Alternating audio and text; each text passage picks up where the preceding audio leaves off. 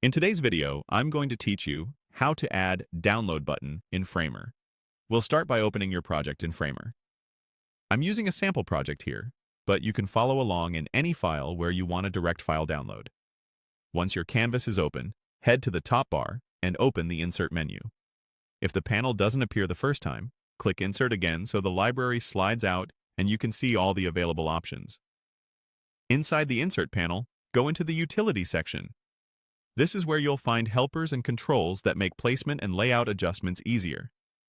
Now, click the element on your canvas that you want to turn into a download button so it's clearly highlighted and selected.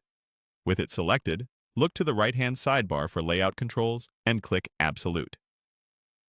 This temporarily frees the element from the flow so you can position it exactly where you like. Once you've placed it, click Relative to return it to the normal layout so it stays responsive as your page resizes. Keep the element highlighted and move down to the size controls. Open the settings and adjust max width.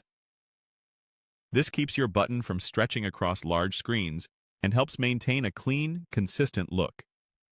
A reasonable max width makes the button easy to read and click without overwhelming nearby content. Next, in the Element's link settings, turn on Download. Enabling this tells the browser that the link should save a file rather than simply navigating to it. With that switched on, go to the URL field. Instead of pasting a link, choose Upload so you can host the file directly from Framer. Click Upload, then choose File, and pick the file you want visitors to receive, commonly a PDF, a zip, or an image.